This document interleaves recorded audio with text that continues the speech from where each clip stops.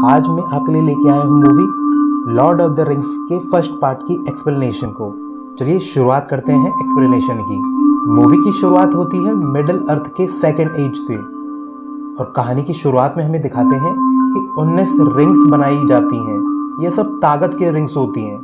इसमें से 3 rings elf को दी जाती हैं। एल्फ जाति के लोग काफ़ी ईमानदार, बुद्धिमान और अमर होते हैं।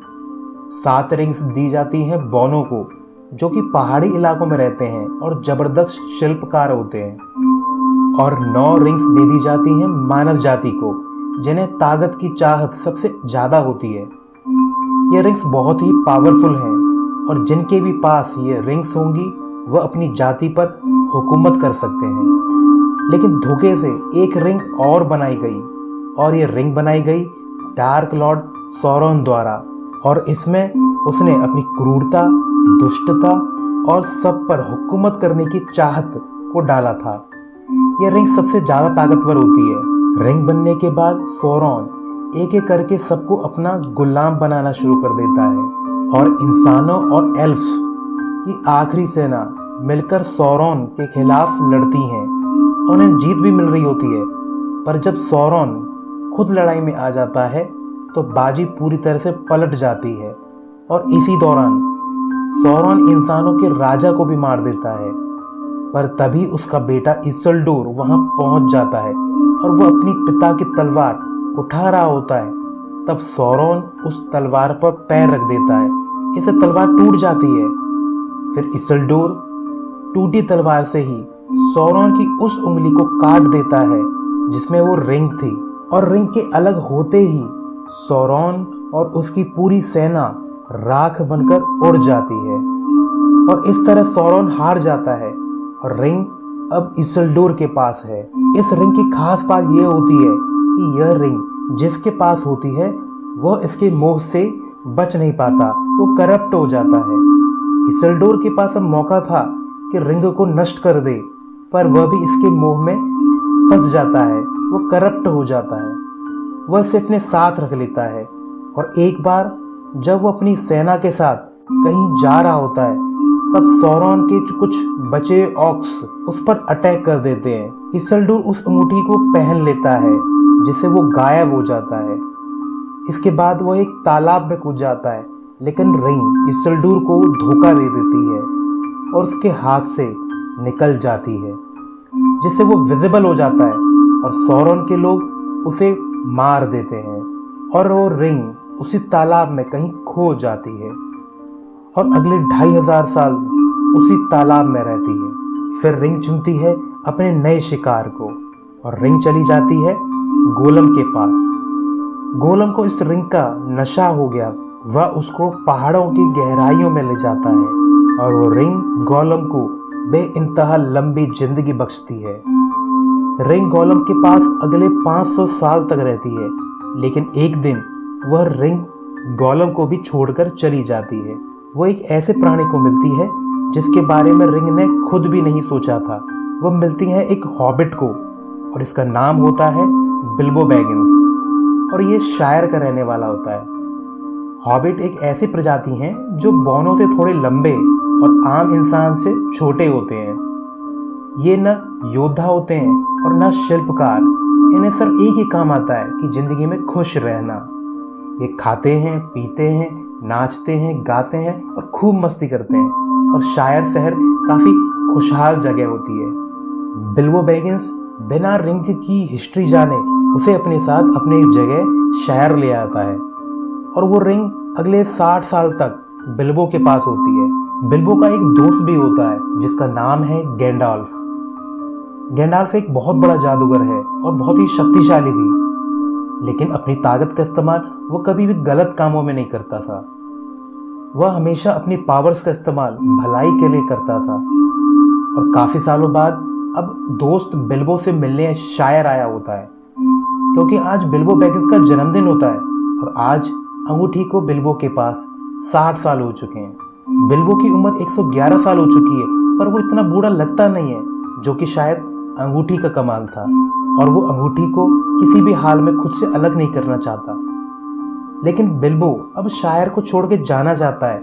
दरअसल वो एक किताब लिख रहा है और उसे पूरा करने के लिए यहाँ से जाना चाहता है। लेकिन गैंडाल्फ को पता चल जाता है कि बिल्बो के पास कोई रिंग है जो कि बहुत ही खतरनाक और शक्तिशाली है। गैंडाल्फ उसे कहते हैं कि वो इस रिंग को छोड़ दे, लेकिन बिल्बो बैगिंस उसे छोड़ना नहीं चाहता। काफी समझाने पर बिल्बो उस रिंग को छोड़कर चला जाता है। उसके बाद घर पर फ्रूडो आता है। फ्रूडो दरअसल बिल्बो का रिलेटिव होता है और फ्रूडो के पेरेंट्स के डेथ के बाद बिल्बो ने ही उसे पाला था और अब बिल्बो की हर चीज का वारिस फ्रोडो ही था और अब वो रिंग फ्रूडो के पास है।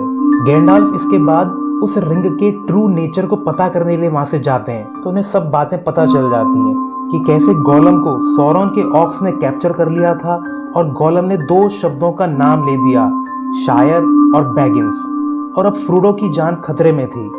वो फटाफट से फ्रूडो के पास आते हैं और उससे कहते हैं कि फ्रूडो फटाफट से ये शायर को छोड़ दो, सौरन की ताकत बढ़ रही है और वह इस रिंग को ढूंढ रहा है। यह रिंग भी उसके पास जाना चाहती है, पर फ्रूडो कहता है कि हम इसको कहीं छुपा क्यों नहीं देते। तो गैंडाल्फ कहते हैं कि काश ऐसा हो पाता, क्योंकि गोलम को भी पता था कि रिंग्स बैगिंस के पास है और सौरन के लोगों ने जब गोलम को टॉर्चर करके रिंग का पता पूछा तो उसने शायर और बैगिंस का नाम ले दिया और तुम्हें अब इस रिंग को लेकर यहाँ से जाना होगा। फ्रूडो रिंग गैंडाल्फ को देना चाहता है, पर गैंडाल्फ मना कर देते हैं क्योंकि उन्हें पता होता है क्योंकि गैंडाल्फ बहुत ही शक्तिशाली हैं और अगर वे इस रिंग के मोहजाल में फंस गए तो नतीजा काफी भयानक हो सकता है। गैंडाल्फ कहते हैं कि तुम अभी के अभी इस जगह से चले जाओ और मैं अपने साथी जादूगर के पास जा रहा हूँ ताकि पता कर सकूं कि इस रिंग का करना क्या है। वो फ्रूडो से कहते हैं कि सिर्फ दिन में सफर करना और सड़क से दूर रहना, मैं तुम्हें ब्री गांव में मिलूंगा। उनकी ये बातें सैम नाम का हॉबिट भी सुन रहा होता है, तो गैंडाल्फ उसे आदेश देते हैं कि फ्रूडो के साथ जाना और अकेला उसे कभी मत छोड़ना। सैम और फ्रूडो अपने सफर पर निकलते हैं। रास्ते में उन्हें पिपिन और मैरी नाम के अपने 2 साथी और मिलते हैं जो कि खेतों में से सब्जियां चोरी कर रहे होते हैं और भागते भागते रास्ते पर आ जाते हैं। जब वो रास्ते में होते हैं तभी एक साया घोड़े पर बैठकर आता है। ये चारों के चारों एक पेड़ के पीछे छुप जाते हैं और उस साये को एहसास हो जाता है कि रिंग कहीं आसपास ही है और फ्रूडो न चाहते हुए भी उस रिंग को पहनने ही वाला होता है, लेकिन तभी सैम उसे रोक लेता है और एक बैग पेड़ की दूसरी तरफ फेंक कर उसका ध्यान भटका देता है। वे भागने लगते हैं तो वो साया जो कि सौरन का आदमी है उनके पीछे आता है। वे एक नाव पे बैठकर वहां से निकल जाते हैं और साया पीछे ही रह जाता है। इसके बाद वे उस जगह पहुंच जाते हैं जहां गैंडाल्फ ने उन्हें मिलने को बोला था। दूसरी तरफ हमें दिखाते हैं कि गैंडाल्फ अपने साथी से सारी बातें बता देते हैं। इस दूसरे जादूगर का नाम सारुमान होता है। दरअसल ये पहले ही सौरन से मिला हुआ था और सारुमान कहता है कि हमें भी उसका साथ देना होगा, लेकिन गैंडाल्फ का साथ देने से मना कर देते हैं और वो गैंडाल्फ को वहीं बंदी बना लेता है।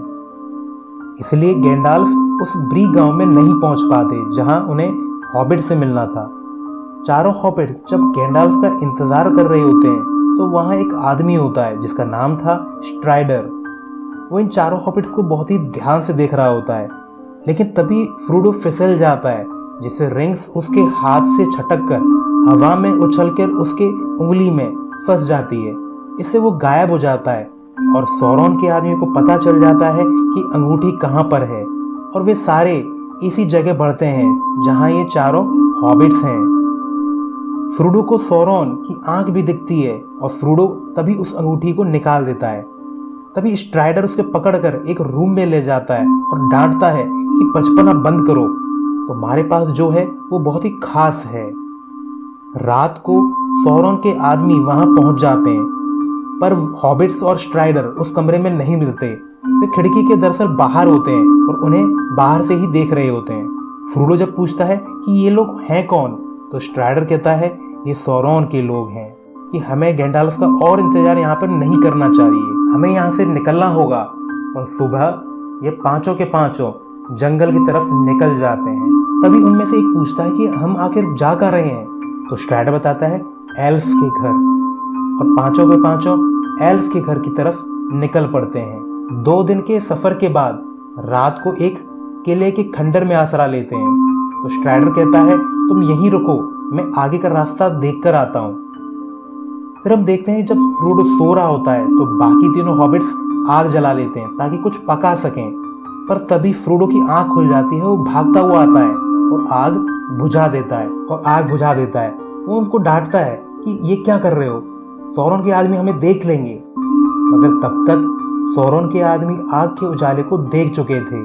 वे सब हॉबिट्स की तरफ बढ़ते हैं, वहां उनको मारने ही वाले होते हैं। तभी फ्रोडो अंगूठी पहन लेता है, लेकिन सौरन का आदमी अभी भी उसे देख सकता था। वो अपनी जादुई तलवार से बुरी तरह से फ्रोडो को जख्मी कर देता है।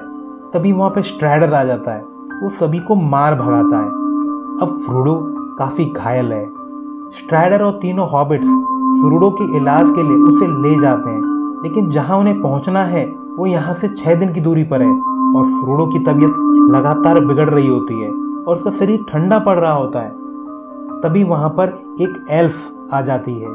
ये स्ट्राइडर को जानती है क्योंकि ये स्ट्राइडर से प्यार करती है। इसका नाम है अरविन। वो कहती है कि मैं तुम्हें 2 दिन से ढूंढ रही हूँ और तुम्हारे पीछे 5 प्रेत पड़े हुए हैं। वो कहती है कि मुझे फ्रोडो को अपने घर रिवेंडल ले जाना पड़ेगा, जहां मेरे बाबा इसका ट्रीटमेंट कर देंगे। स्ट्राइडर कहता है कि 5 प्रेत आसपास ही हैं, तुम्हें ध्यान से जाना होगा। तो एल्फ कहती है कि एक बार मैं नदी पार कर लूं तो वे मेरा कुछ भी नहीं बिगाड़ पाएंगे। वो फ्रोडो को घोड़े पर बिठाकर निकल पड़ती है। 5 प्रेत उसका पीछा करते हैं, पर वो किसी तरह से नदी को पार कर लेती है। जब प्रेत नदी को पार करने वाले होते हैं तो वो एल्फ कुछ स्पेल बोलती है, जिससे नदी में एक सैलाब आता है और वो प्रेत सारे के सारे बह जाते हैं। इसके बाद वो एल्फ रेवेंडल पहुंच जाती है। रेवेंडल में उस लड़की के पिता फ्रोडो को ठीक कर देते हैं। जब फ्रोडो को होश आता है तो उसके सामने गैंडाल्फ बैठे होते हैं। तो फ्रोडो उनसे पूछता है कि आप वहां पे आए क्यों नहीं। इसके बाद वो फ्रोडो को सारी कहानी सुना देते हैं कि किस तरह उन्हें बंदी बना लिया गया था और वे एक चील पर बैठकर वहां से भाग आए। वहां उसे बाकी हॉबिट्स भी मिल जाते हैं। सब बहुत खुश होते हैं कि अब रिंग को यहाँ देखकर वे अपने घर जा सकते हैं। पर जब गैंडाल्फ एल्फ के राजा से बात कर रहा होता है तो वो राजा मना कर देता है। वो कहता है कि वे यहाँ से जा रहे हैं क्योंकि ये जगह अब सुरक्षित नहीं है। तो गैंडाल्फ कहता है कि हमें इंसानों की मदद लेनी चाहिए, पर एल्फ का राजा कहता है कि इंसान काफी कमजोर हैं और आज जो ये मुसीबत आई है इसका कारण भी इंसान ही है। वो कहते हैं कि 3000 साल पहले मैं भी वहां था जब रिंग इसिल्डोर के पास थी। मैंने रिंग को खत्म करने को कहा मगर उसने मेरी बात नहीं सुनी। फिर राजाओं का वक्त खत्म हो गया, अब इंसान कमजोर हो चुके हैं। इसके बाद वे एक मीटिंग बुलाते हैं जहां अलग अलग जगह से ताकतवर लोग आते हैं और ये भी पता चलता है कि स्ट्राइडर का असली नाम एरागोन है और ये इंसानों के राजगद्दी का हकदार भी है। ये इसिल्डोर का वंशज भी है। सब में आपस में बहस होती है कि इस रिंग को माउंट डूम तक कौन लेकर जाएगा नष्ट करने के लिए, क्योंकि इसे वहीं पर नष्ट कर सकते हैं और वहां तक का रास्ता बहुत ही खतरनाक है क्योंकि ये रिंग सबको अपने वश में कर लेती है। तभी फ्रोडो कहता है कि मैं इस रिंग को वहां ले जाऊंगा और इसके बाद उसके तीनों साथी हॉबिट, खुद गैंडाल्फ, एरागोन, एक एल्फ जिसका नाम लेगोलस है और एक बौना गिबली और एक और इंसान जिसका नाम बोरोमिर है, ये 8 लोग यहाँ से फ्रोडो के साथ जाने को तैयार होते हैं। वहीं हम दूसरी तरफ देखते हैं कि सौरन की बहुत बड़ी सेना तैयार हो रही होती है और इनको लीड कर रहा होता है जादूगर सौरमान। उसे पता होता है कि ये 9 लोग पहाड़ों के ये रास्ते से होते हुए रिंग को नष्ट करने के लिए माउंट डूम की तरफ बढ़ रहे हैं। वो अपने जादू से उनका रास्ता रोकता है, जिसकी वजह से वे उन बर्फीले पहाड़ों से आगे नहीं बढ़ सकते और एक ही उनके पास ऑप्शन बचता है कि वे माइंस ऑफ मोरिया से होकर जाएं, जहां पर बौने बसते हैं। पर गैंडाल्फ वहां से नहीं जाना चाहते क्योंकि वहां बहुत खतरा है, पर वे उन्हीं सुरंगों से होकर आगे बढ़ते हैं। जब वे अंदर होते हैं तो चारों तरफ बहुत ही अंधेरा होता है, लेकिन गैंडाल्फ अपनी छड़ी की लाइट जलाकर सबको रास्ता दिखाते हैं। फ्रोडो को वहां पर एक क्रिएचर दिखाई देता है, तो गैंडाल्फ से पूछता है कि ये कौन है। तो गैंडाल्फ कहते हैं कि वो गोलम है और वो 3 दिन से हमारा पीछा कर रहा है। तो गैंडाल्फ बताते हैं कि ये अभी तक रिंग के मोह माया से निकल नहीं पाया है। आगे वे बोनो के शहर पहुंच जाते हैं। यह गिमली के भाई का शहर था, मगर अब यह वीरान है क्योंकि सौरोन के लोगों ने सबको मार दिया होता है। तभी वहां पर काफी सारे ऑर्क और एक बहुत बड़ा दानव आ जाता है। यह सब मिलकर उसे मार देते हैं। फिर वहां पर बहुत सारे ऑक्स इन पर हमला कर देते हैं। इसके बाद ये सब वहां से भागना शुरू कर देते हैं, पर आगे इन्हें और ऑक्स इन्हें घेर लेते हैं। तभी एक आवाज आती है और ऑक्स डर के भाग जाते हैं। ये आवाज होती है बैलरॉग की, जो कि एक पुरानी दुनिया का शैतान होता है। तो गैंडाल्फ कहता है, भागो, तुम्हारे हथियार यहाँ पर काम नहीं आएंगे। वे सब भागना शुरू कर देते हैं। आगे एक पुल आता है, वे सब कूद के दूसरी तरफ पहुंच जाते हैं, पर तभी वहां पर वो दानव भी आ जाता है।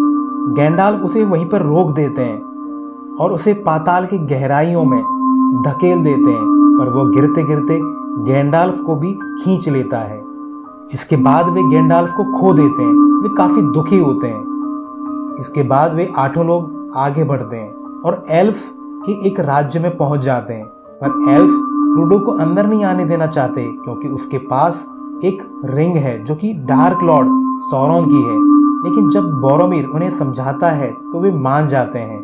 एल्फ की रानी फ्रोडो को अकेले में बताती है कि सिर्फ वही इस काम को कर सकता है और उसे ध्यान रखना होगा क्योंकि उसका एक साथी उससे रिंग छीनने की कोशिश करेगा। वहीं दूसरी तरफ हम देखते हैं कि सौरोन की आर्मी लगातार बढ़ रही होती है और अब यह सेना दिन में भी लड़ सकती है। तो सौरोमन आर्मी को रिंग लेने के लिए और 8 को मारने भेजता है। दूसरी तरफ हम देखते हैं कि 8 नदी के रास्ते से आगे बढ़ रहे होते हैं। वे किनारे पे पहुंच जाते हैं। वे वहां पर बैठे ही होते हैं तो फ्रोडो कुछ आगे निकल जाता है। वहां हम देखते हैं कि बोरोमिर रिंग को लेने की कोशिश करता है, पर फ्रोडो रिंग नहीं देता और पहन लेता है और गायब हो जाता है। इससे दुश्मन को भी पता चल जाता है कि रिंग कहां पर है। वे आर्मी के साथ वहां पे पहुंच जाते हैं। तभी वहां पर एरागोन आ जाता है। वे उन ऑक्स से लड़ने लगता है और काफी सारे सैनिकों को मार भी देता है, पर वे भारी पड़ने लगते हैं। इसके बाद गिमली और लेगोलस भी वहां पे आ जाते हैं और वो काफी जबरदस्त फाइट होती है उनके बीच में। और इसी फाइट में बोरोमिर मारा जाता है, पर मरने से पहले वो काफी सेना को डिस्ट्रॉय कर चुका था। दूसरी तरफ हम देखते हैं कि वहां से फ्रोडो भागकर नाव के पास पहुंचता है। उसकी आंखों में आंसू होते हैं। वो सोचता है कि काश मेरे पास ये रिंग होती ही नहीं, मगर तभी गैंडाल्फ की आवाज उसे महसूस होती है कि हमें भी यही लगता था, पर यह हमारे हाथ में नहीं है, हमें इससे लड़ना होगा। यह सुनकर फ्रोडो फिर से मोटिवेट हो जाता है और सैम के साथ नाव में आगे बढ़ने लगता है। एरागोन, लेगोलस और गिमली उन्हें अपने सफर पे जाने देते हैं क्योंकि उन्हें लगता है कि अब फ्रोडो को अपना सफर आगे खुद तय करना होगा। और वे खुद निकल जाते हैं मैरी और पिपिन को ढूंढने के लिए क्योंकि ऑक्स उन्हें उठा कर ले गए थे। और यहीं पे ये पार्ट खत्म हो जाए। एवरीवन, आज मैं आपके लिए लेके आया हूँ movie Lord of the rings के सेकंड पार्ट की एक्सप्लेनेशन को। इस मूवी के एक्सप्लेनेशन को समझने से पहले आप इसके पहले पार्ट को ज़रूर देखिएगा। उसका लिंक आपको डिस्क्रिप्शन में मिल जाएगा। तो चलिए शुरुआत करते हैं इस मूवी की एक्सप्लेनेशन को। हमने पहले पार्ट में देखा कि फ्रोडो अपने 8 साथियों के साथ रिंग को लेकर मॉर्डोर की तरफ निकल पड़ा है, लेकिन आगे जाकर पहले तो वो गैंडाल्फ को खो देते हैं और इसके बाद फिर ऑक्स के हमले में वो बोरोमिर को भी खो देते हैं। इसके बाद हम देखते हैं कि फ्रोडो और सैम साथियों से अलग होकर ही आगे बढ़ते हैं अपने सफर पर। वे पहाड़ों की भूल भुलैया में होकर आगे बढ़ रहे होते हैं। एक रात को फ्रोडो और सैम जब सो रहे होते हैं तो फ्रोडो गैंडाल्फ को सपने में मोरिया में बैलरॉग से लड़ता हुआ देखता है। वो घबराकर उठ जाता है। तभी हम देखते हैं कि एक रात को जब वे दोनों सो रहे होते हैं तो रिंग को चुराने के लिए गोलम धीरे धीरे उनकी तरफ बढ़ता है और वो रिंग को इनसे चुराने की कोशिश करता है, लेकिन तभी फ्रोडो की आंख खुल जाती है और वो उसका हाथ पकड़ लेता है। इसके बाद तीनों के बीच में काफी हाथापाई होती है और अंत में फ्रोडो गोलम की गर्दन पर तलवार लगा देता है, जिससे गोलम डर जाता है। वो गोलम को बंदी बना लेते हैं। गोलम कहता है कि मुझे छोड़ दो, पर गोलम को छोड़ना खतरनाक है। वो कई दिनों से इनके पीछे लगा हुआ है। सैम कहता है कि अगर हम तुम्हें छोड़ दें तो रात को तुम हमें मार दोगे। गोलम वादा करता है और रिंग की कसम भी खाता है, पर सैम को उस पर जरा भी विश्वास नहीं है। पर फ्रोडो को उस पर थोड़ा थोड़ा विश्वास है। दरअसल फ्रोडो को उस पर दया आ रही होती है। फ्रोडो से पूछता है कि क्या उसे मोरडोर का रास्ता पता है, क्या तुम वहाँ कभी गए हो? तो गोलम कहता है कि हाँ, मुझे पता है, मैं तुम्हें वहाँ ले जा सकता हूँ। फिर गोलम उनको मोरडोर ले जाने का वादा करता है और उनको गाइड करने लगता है, जहाँ उन्हें ही जाकर रिंग नष्ट करनी है। दूसरी तरफ सारुमान ने जो अब नई सेना तैयार करी थी, वो 2 हॉबिट्स को बंदी बनाकर सारुमान के पास ला रहे होते हैं और एरागोन, लेगोलस और गिमली उनका पीछा कर रहे होते हैं। उन्हें हॉबिट्स के छोड़ी हुई निशानियों से पता चलता है कि वे हॉबिट्स को आइजनगार्ड ले जा रहे हैं। जब वे हॉबिट्स को ढूंढ रहे होते हैं तो उन्हें रोहान राज्य की सेना की टुकड़ी मिलती है। एरागोन उन्हें आवाज देता है तो ये टुकड़ी इनके पास आ जाती है। एरागोन उनसे कहता है कि हम तुम्हारे राज्य रोहान और राजा थियोडन के दोस्त हैं। तो उस टुकड़ी का हेड बोलता है कि उनके राजा को सारुमान ने अपने वश में कर रखा है, वे अपने आप को भी नहीं पहचान पा रहे। अब पूरा राज्य सारुमान के कब्जे में है। एरागोन कहता है कि वे 2 हॉबिट्स को ढूंढ रहे हैं जिन्हें ऑर्क ने बंदी बना लिया है। तो सेना का हेड कहता है कि यहाँ कोई ऑर्क नहीं बचे, रात को हमने यहाँ सभी को मार दिया। फिर वो आदमी उन्हें 2 घोड़े दे देता है और जगह बताता है कि उन्होंने ऑर्काई को कहाँ मारा था। वे तीनों वहां पहुंचकर काफी छानबीन करते हैं तो उन्हें पता चल जाता है कि दोनों हॉबिट्स भागकर जंगल में चले गए और सेफ हैं। पर ये जंगल जहाँ पे ये गए हैं वो काफी खतरनाक है। गिमली बोलता है कि क्या वे पागल थे जो इस जंगल में चले गए? वहीं हमें दिखाते हैं कि वे दोनों हॉबिट्स अभी भी भाग रहे होते हैं। उनके पीछे एक ऑर्काई पड़ा होता है। ये दोनों हॉबिट एक पेड़ पर चढ़ जाते हैं, पर वो ऑर्क एक हॉबिट का पैर खींच लेता है तो दूसरा हॉबिट चिल्लाता है कि नहीं। तभी वो पेड़ की आंख खुल जाती है। वो चलने लगता है और उस ऑर्क को कुचल देता है और दूसरे हॉबिट को भी ऊपर उठा लेता है। पेड़ बोलता है कि अच्छा, तुम छोटे ऑर्क हो। तो हॉबिट बोलता है कि हम ऑर्क नहीं हैं, हम तो हॉबिट हैं और हमने पहली बार एक बोलने वाला पेड़ देखा है। वो बोलता है कि मैं पेड़ नहीं हूँ, मैं एक एंट हूँ। एंट यानी कि एक चरवाहा जो पेड़ों को हाँकता है। अब यह जो एंट होता है उसने हॉबिट्स के बारे में पहले कभी नहीं सुना होता, इसलिए उसे लगता है कि ये दोनों ऑक्स हैं और वो ऑक्स से नफरत करता है क्योंकि ऑक्स पेड़ों को काटते हैं, जलाते हैं, तोड़ते हैं। इसलिए एंट इन दोनों को मारना चाहता है ऑक्स समझ के। तो दोनों हॉबिट्स कहते हैं कि अरे हम तो हॉबिट हैं।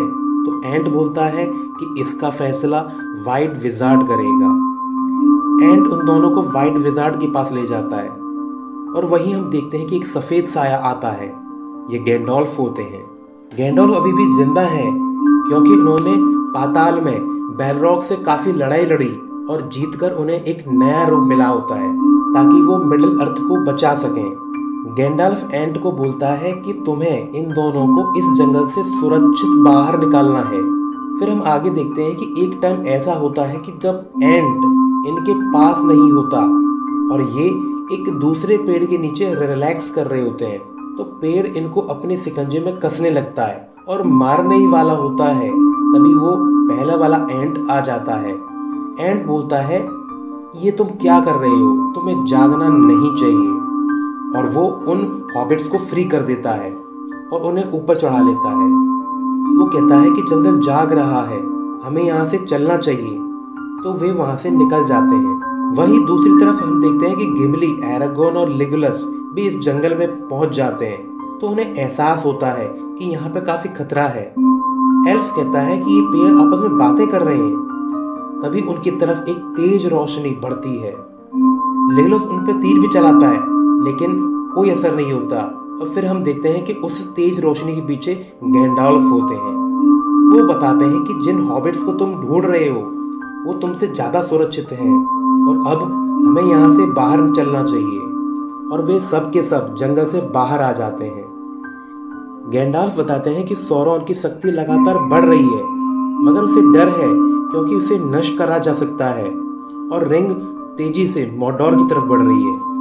और अब सैम और फ्रोडो के हाथों में है कि वे कितने जल्दी वहां पहुंचेंगे।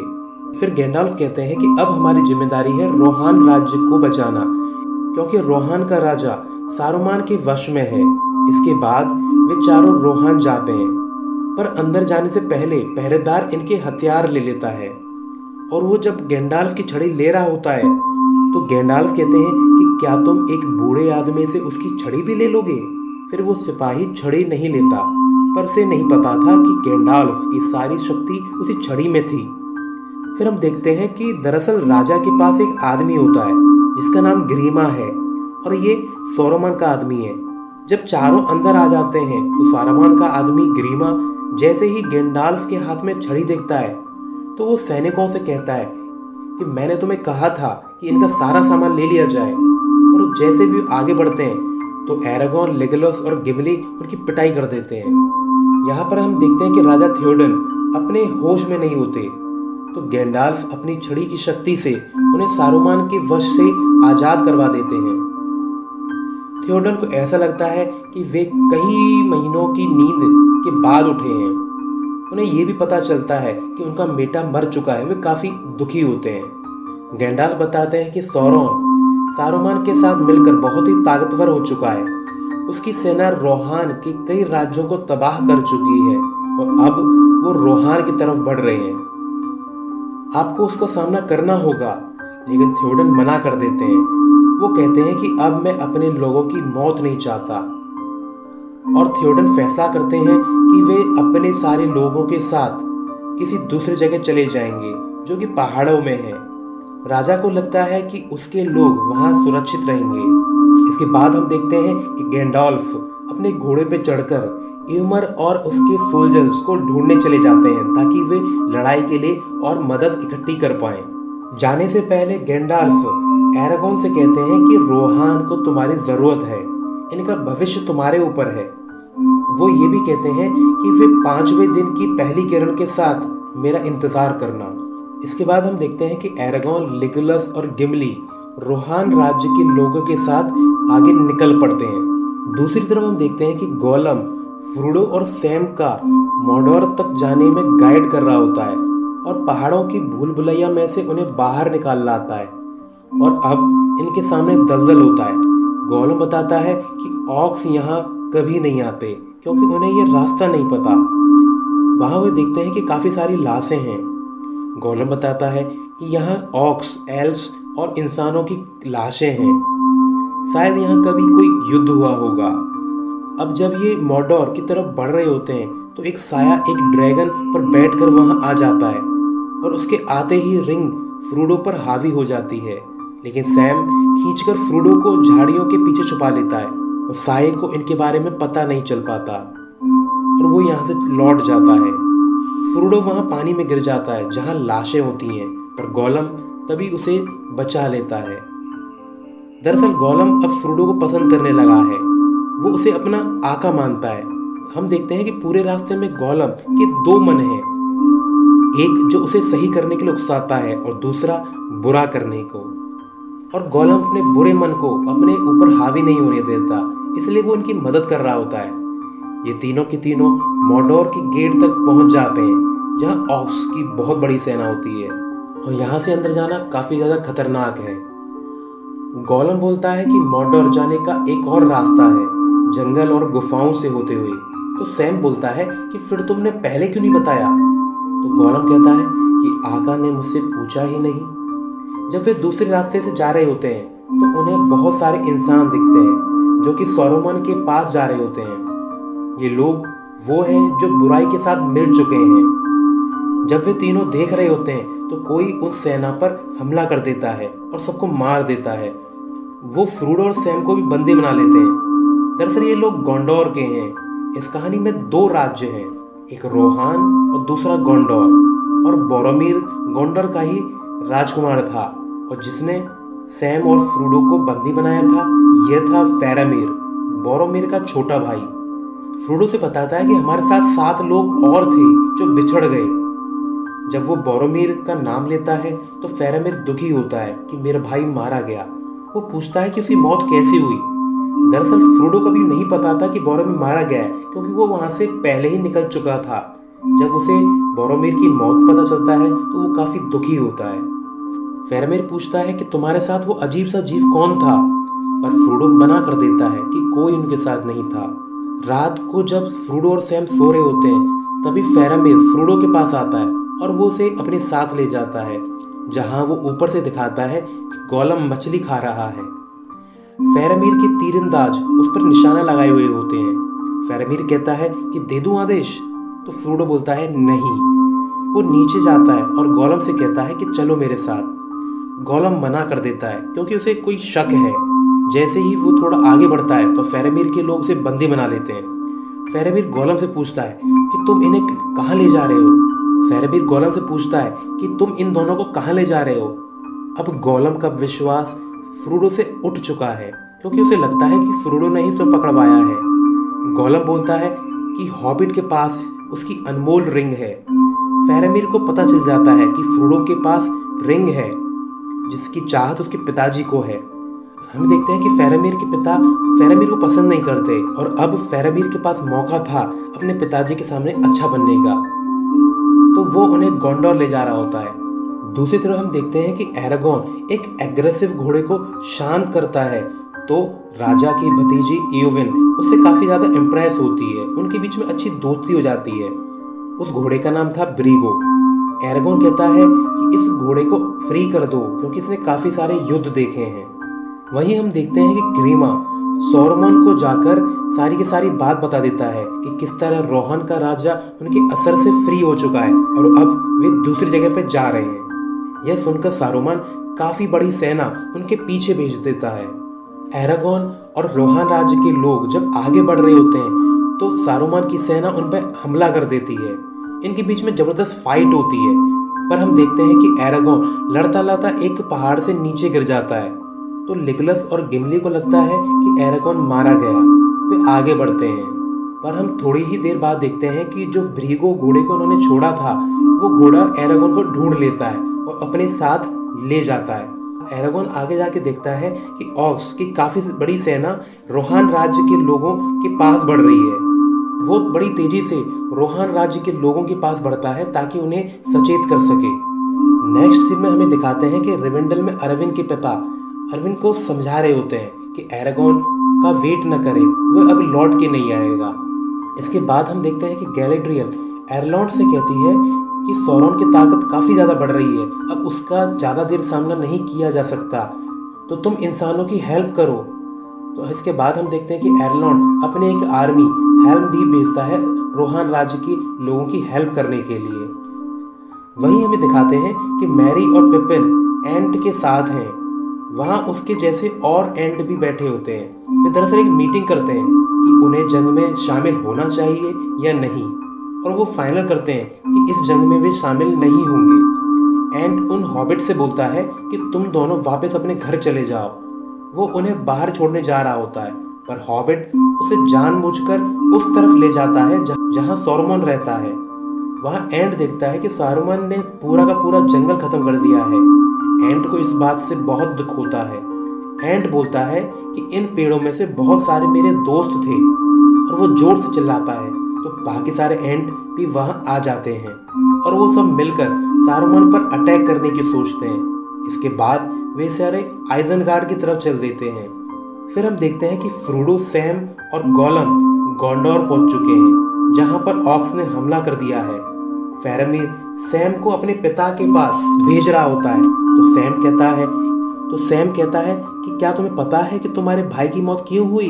क्योंकि उसने फ्रोडो की रक्षा करने की कसम खाई थी। फ्रोडो को तभी कुछ होने लगता है और वो कहता है कि वो आ गया।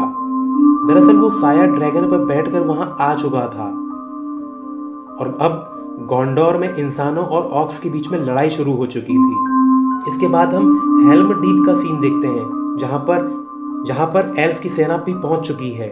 और रात को ऑक्स की एक बहुत बड़ी सेना इन पर हमला कर देती है।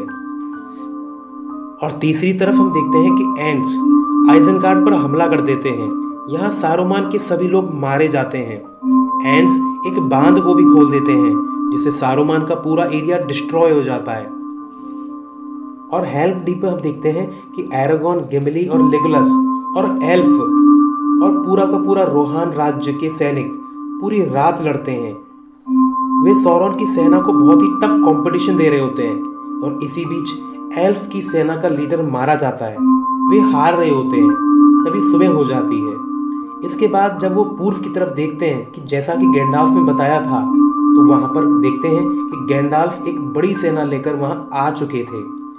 सब मिलकर अब सौरन की सेना पर हमला कर देते हैं और उस सेना को हरा देते हैं। इसके बाद कुछ बचे हुए ऑक्स जंगल में भाग जाते हैं, मगर जंगल जाग उठा था। पेड़ उन ऑक्स को मार देते हैं। वहीं हम देखते हैं कि वो साया जब फ्रोडो के सामने आता है तो फ्रोडो को कुछ होने लगता है। वह रिंग को पहनने ही वाला होता है, पर सैम उसे फिर से रोक लेता है। फेरामीर उस साये पर तीर चलाता है और वहां से वो साया भाग जाता है। यहाँ गोंडोर में भी सौरव की सेना हार चुकी थी। फेरामीर फ्रोडो, सैम और गोलम को फ्री कर देता है। इसके बाद ये तीनों मॉर्डोर की तरफ बढ़ते हैं, पर फ्रोडो पर गोलम को अब जरा भी ट्रस्ट नहीं होता। वही हम गैंडाल्फ को कहते हुए सुनते हैं कि हम यह जंग तो जीत गए, पर सौरन एक बार फिर से और ताकत से लौटेगा, और अब फ्रोडो ही हमारी आखिरी उम्मीद है। और यहीं पर ये पार्ट एंड हो जाता है। आज मैं आपके लिए लेके आया हूँ लॉर्ड ऑफ द रिंग्स के थर्ड पार्ट की एक्सप्लेनेशन को।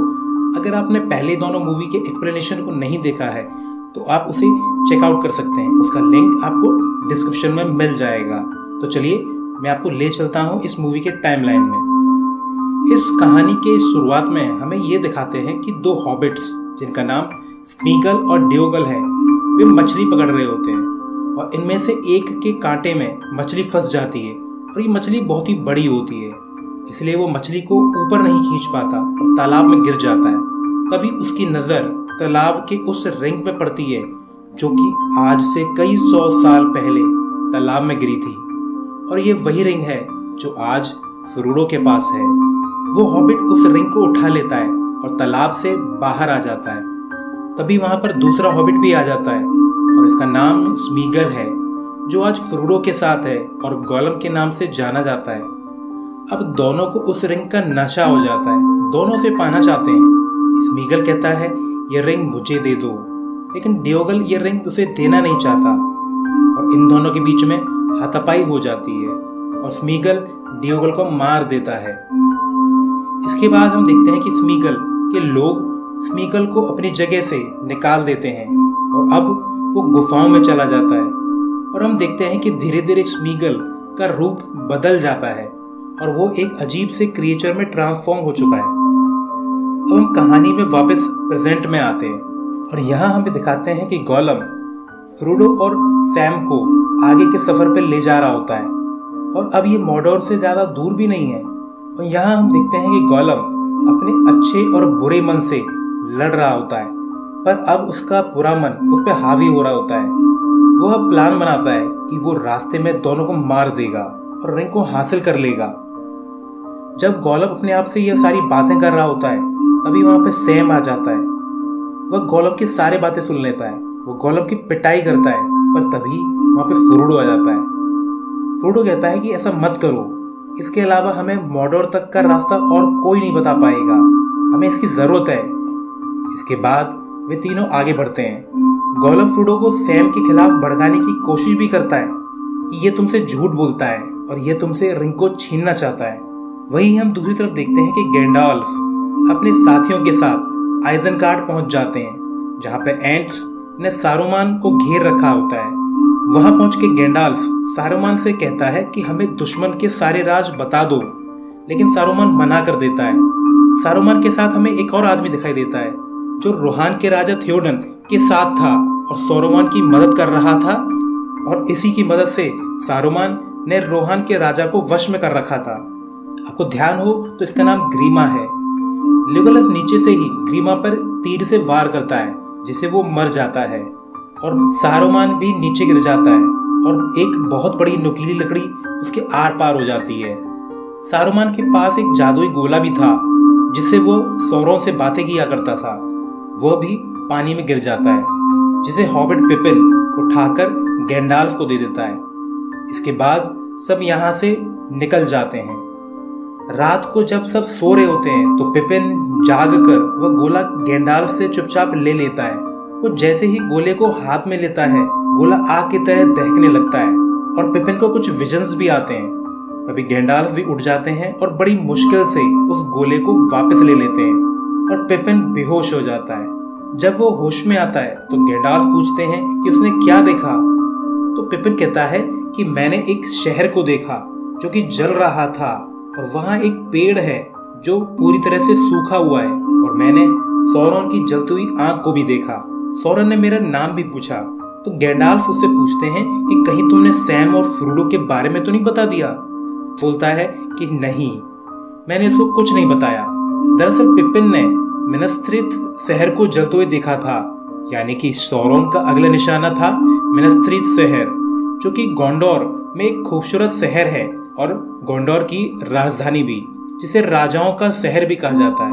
और गोंडोर का असली वारिस एरागोन है और सौरोन के दिल में कहीं न कहीं एरागोन का डर भी होता है, क्योंकि एरागोन के पूर्वज ने ही सौरोन की उंगली काटकर रिंग हासिल की थी, जिससे उसका खात्मा हो गया था। गैंडाल्फ बोलते हैं कि सौरोन नहीं चाहता कि मिडिल अर्थ के लोग एक हो जाएं।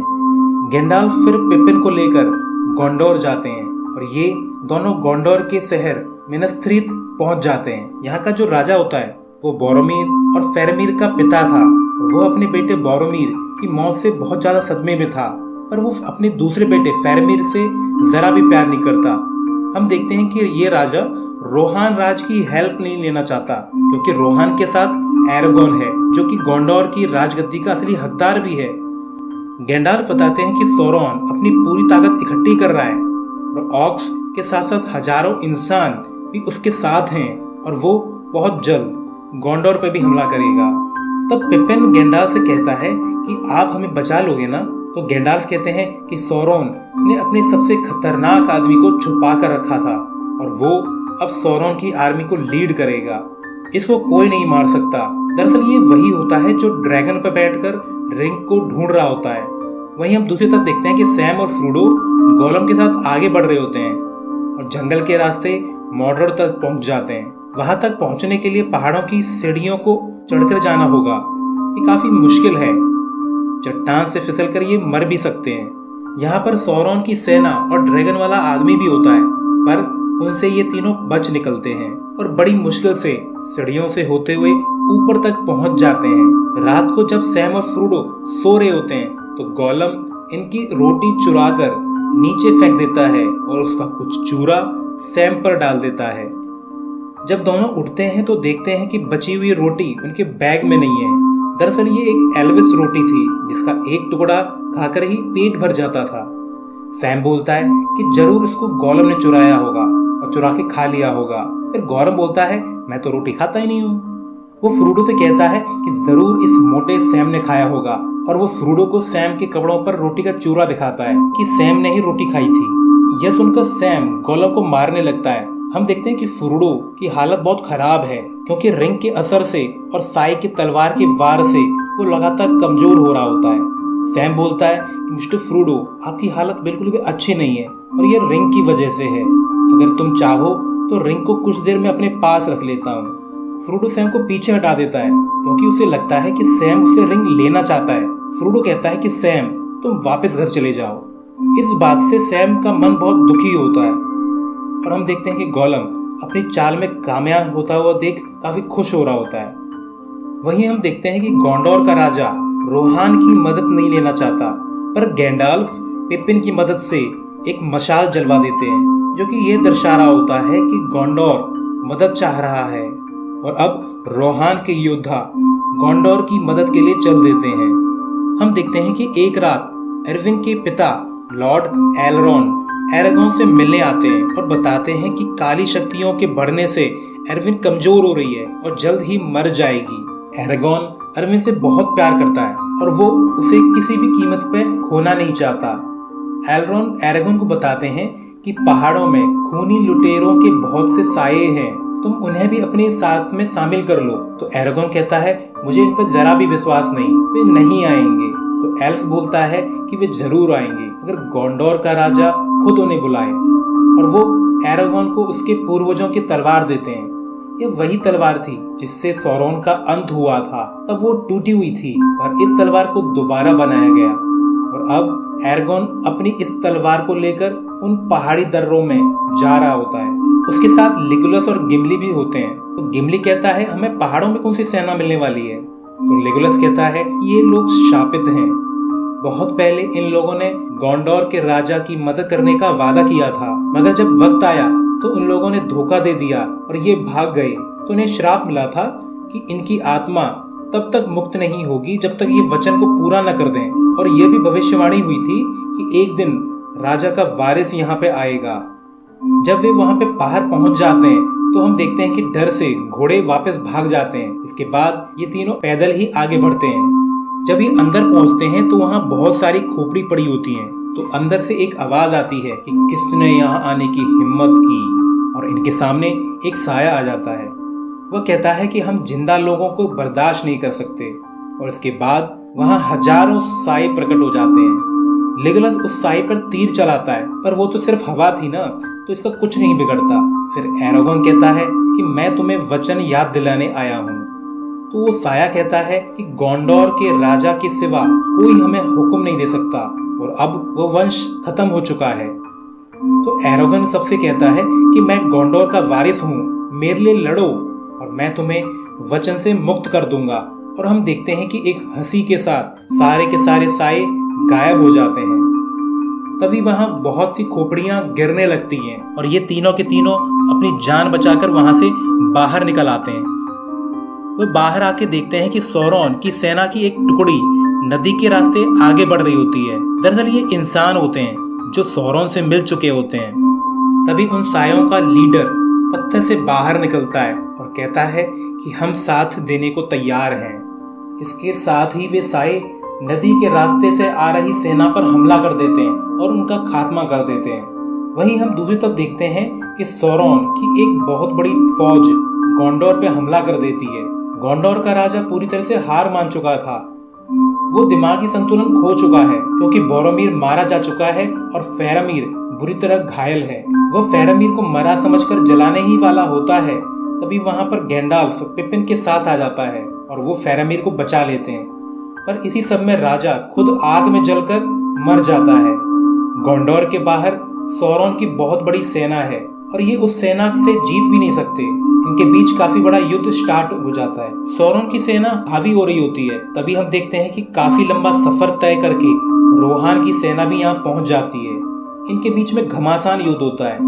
बड़े बड़े हाथी रोहान की सेना की धज्जियां उड़ा रहे होते हैं। तभी हम देखते हैं कि वो साया ड्रैगन पे बैठकर वहां आ जाता है। उसका ड्रैगन रोहान के राजा को नीचे गिरा देता है।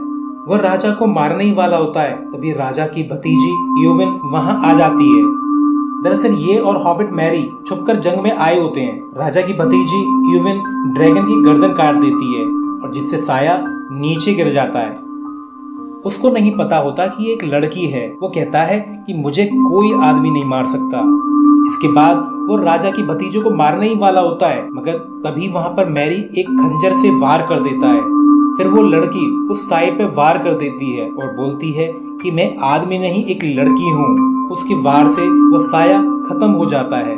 दूसरी तरफ हम देखते हैं कि सौरोन की सेना जो नदी के रास्ते से आने वाली होती है, उनके जहाज वहां पहुंच जाते हैं। उनके इंतजार में जो ऑक्स खड़े होते हैं वो बोलते हैं कि तुमने आने में इतनी देर क्यों कर दी।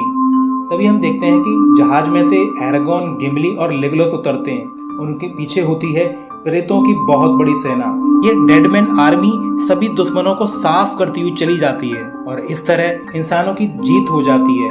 पर राजा थियोडन की मौत हो चुकी होती है। अब हम देखते हैं कि डेडमैन की आर्मी का सरदार एरागोन के पास आकर बोलता है कि अब हमें मुक्त कर दो। तो एरागोन कहता है कि जाओ, तुम्हें मुक्त किया। इससे पूरी की पूरी उनकी सेना हवा बनकर उड़ जाती है। वहीं हम दूसरी तरफ देखते हैं कि गोलम और फ्रोडो आगे बढ़ते हैं और सैम वापस जा रहा होता है। सैम नीचे आके देखता है कि वहां उनके रोटी के टुकड़े पड़े होते हैं जिसे गोलम ने नीचे फेंका था। सैम समझ जाता है कि कुछ गड़बड़ है और वो वापस ऊपर आने लगता है। वहीं फ्रोडो और गोलम एक गुफा के बाहर पहुंच जाते हैं। गोलम फ्रोडो से कहता है कि तुम्हें यहाँ से अंदर जाना होगा क्योंकि यही एक रास्ता है। फ्रोडो जब अंदर जाता है तो वहाँ बहुत बड़े बड़े जाले होते हैं और तभी वहाँ पर एक बहुत बड़ी मकड़ी आ जाती है जो फ्रोडो को मारना चाहती है। दरअसल गोलम फ्रोडो को जानबूझकर यहाँ पे लाया होता है पर फ्रोडो वहाँ से बच निकलता है, मगर बाहर फिर फ्रोडो और गोलम के बीच में हाथापाई होती है जिससे गोलम नीचे गिर जाता है। फ्रोडो अब अकेला ही आगे बढ़ता है पर फ्रोडो कमजोर हो रहा होता है क्योंकि रिंग जैसे जैसे मॉर्डोर के करीब पहुंच रही होती है वो फ्रोडो पर हावी हो रही होती है। पर तभी वो विशाल मकड़ी वहां पर आकर फ्रोडो को डंक मार देती है जिससे फ्रोडो बेहोश हो जाता है। मकड़ी फ्रोडो को अपने जाले में लपेटकर ले जा रही होती है मगर तभी सैम वहां पर आ जाता है। वो मकड़ी से बड़ी बहादुरी से लड़ता है और अपनी तलवार से उसे घायल करके भगा देता है। सैम फ्रोडो को उठाने की कोशिश कर रहा होता है पर फ्रोडो कोई रिस्पॉन्स नहीं देता। तभी वहां पर कुछ ऑक्स आ जाते हैं। सैम वहां एक जगह छुप जाता है। एक ऑक्स बोलता है कि मकड़ी ने इसे मार दिया तो दूसरा बोलता है कि नहीं, ये सिर्फ बेहोश हुआ है और कुछ ही देर में होश में आ जाएगा। वे फ्रोडो को वहां से ले जाते हैं और अब सैम को पता होता है कि फ्रोडो जिंदा है। ऑक्स फ्रोडो को लेकर अपने किले में पहुंच जाते हैं। उसे एक जगह बांध के डाला होता है। ऑक्स के बीच में फ्रोडो की मिथ्रिल वाली शर्ट को लेकर आपस में हाथापाई हो जाती है जिसका फायदा उठाकर सैम वहां पर पहुंच जाता है और एक ऑक्स फ्रोडो को मारने ही वाला होता है पर सैम पीछे से आकर अपनी तलवार से उस ऑर्क को मार देता है। फ्रोडो सैम को देखकर काफी खुश होता है और माफी भी मांगता है। फ्रोडो कहता है कि सब खत्म हो गया, रिंग अब मेरे पास नहीं है, ऑक्स उसे ले गए। तो सैम कहता है कि नहीं, वो मेरे पास है, मुझे लगा तुम मर गए हो इसलिए मैंने वो निकाल ली थी। फिर फ्रोडो सैम से वो रिंग मांगता है पर सैम उसे देना नहीं चाहता, मगर फिर फ्रोडो सैम से वो रिंग छीन लेता है और इसके बाद ये दोनों मॉर्डोर के माउंट डूम की गुफाओं की तरफ आगे बढ़ रहे होते हैं। मगर वहां जाना आसान नहीं है क्योंकि माउंट डूम और इनके बीच बहुत बड़ी ऑक्स की सेना है। यह बात गैंडाल्फ भी जानते हैं, इसलिए वे अपनी सेना लेकर मॉर्डोर की तरफ बढ़ते हैं। मगर सौरॉन की सेना का ध्यान यहाँ पर होता है तो फ्रोडो और सैम को अपनी मंजिल तक पहुंचने के लिए रास्ता मिल जाता है। फिर हम देखते हैं कि सैम और फ्रोडो माउंट डूम तक पहुंच गए होते हैं जहां इसे नष्ट करना है। पर फ्रोडो एक जगह आकर गिर जाता है तो सैम बोलता है कि मैं रिंग का भार तो नहीं उठा सकता पर तुम्हारा तो उठा सकता हूँ, और वो फ्रोडो को अपने कंधों पर उठाकर आगे की तरफ बढ़ता है। पर तभी हम देखते हैं कि वहां गोलम आ जाता है और वो उन पर हमला कर देता है। वो रिंग छीनने लगता है पर जब गोलम फ्रोडो का गला दबा रहा होता है तो सैम उसे पत्थर से मार देता है जिससे वो दूर जाके गिरता है। इसके बाद सैम और गोलम के बीच में लड़ाई होती है और फ्रोडो पूरी शक्ति के साथ उठता है और माउंट डूम के अंदर पहुंच जाता है जहां नीचे बहुत सारा लावा बह रहा होता है। पीछे से सैम आकर बोलता है कि मिस्टर फ्रोडो, इसे नीचे फेंक दो, पर फ्रोडो बोलता है कि नहीं, ये रिंग मेरी है। रिंग काफी हद तक फ्रोडो को अपने वश में कर चुकी थी तो फ्रोडो उस रिंग को पहन लेता है। वो गायब हो जाता है और जैसे ही वो गायब होता है और तैसे ही सौरॉन को इसका पता चल जाता है और तभी सौरॉन के ड्रैगन्स माउंट डूम की तरफ बढ़ते हैं। यहाँ फ्रोडो गायब होकर गुफा से निकलना चाहता है पर तभी वहां पर गोलम आ जाता है और उसे फ्रोडो के पैरों के निशान से पता चल जाता है कि फ्रोडो कहाँ पर है। वो फ्रोडो पर दोबारा हमला कर देता है और फ्रोडो की उस उंगली को काट लेता है जिसमें उसने वो रिंग पहनी थी। इसके बाद रिंग आ जाती है गोलम के पास।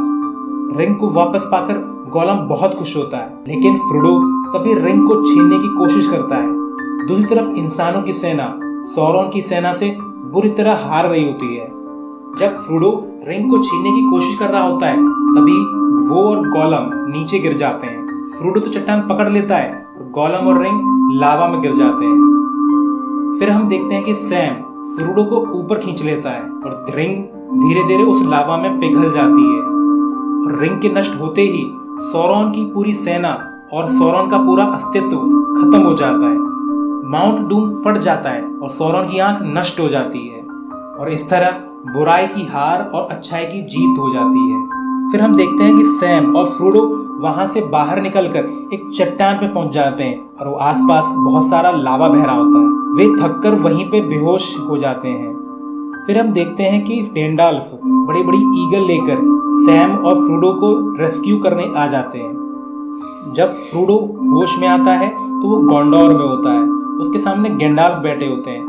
वो गैंडाल्फ को वापस देखकर काफी खुश होता है और उसके बाद बाकी हॉबिट्स भी आ जाते हैं। वे आपस में मिलकर बहुत खुश होते हैं। अंत में हमें दिखाते हैं कि एरागॉन अब राजा बन चुका है और एरविन उसकी रानी है। चारों हॉबिट्स के सामने जब राजा आता है तो वो राजा के सामने अपना सिर झुकाते हैं। तो राजा कहता है कि कभी भी किसी के सामने मत झुकना। और फिर राजा और बाकी सब लोग हॉबिट के सम्मान में सिर झुकाते हैं। और इस सफर के बाद चारों के चारों हॉबिट्स अपने घर शायर आ जाते हैं। सैम अपनी गर्लफ्रेंड के साथ शादी कर लेता है और फ्रोडो 4 साल तक वहीं शायर में रहता है और वो एक किताब भी लिखता है। ये किताब उनके सफर की होती है। इसके बाद वो अपने अंकल बिल्बो के साथ मिडिल अर्थ आ जाता है। फिर हम देखते हैं कि एल्फ बिल्बो बैगिंस को सम्मानित करना चाहते हैं और अपने शिप पर कहीं ले जा रहे होते हैं। बिल्बो के साथ गैंडाल्फ और फ्रोडो भी जा रहा होता है। फ्रोडो जाने से पहले अपनी लिखी किताब सैम को दे देता है और बोलता है कि अभी भी मेरा सफर बाकी है। फिर वे चले जाते हैं और इसी के साथ ये मूवी एंड हो जाती है। The eye of the enemy is moving. The end has come.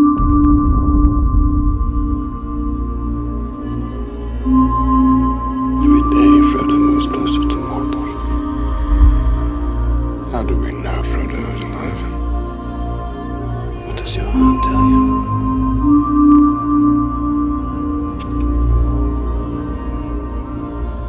Come, Master. Come to Smeagol. This is your test. Every path you have trod through wilderness, through war, has led to this road. The enemy will never let Aragorn come to the throne of Gondor. It is time. Give him the sword of the king. Become who you were born to be. The precious sleepy eyes. He means to murder us! Never! I'm not sending him away. Come to me. Order set. The pieces are moving. He is here.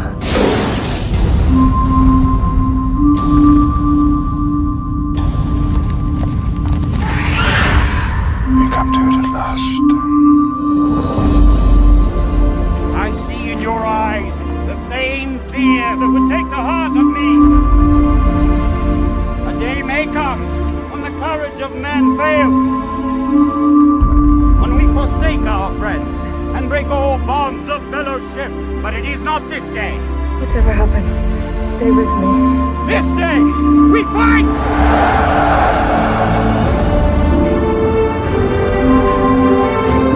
All you have to decide is what to do.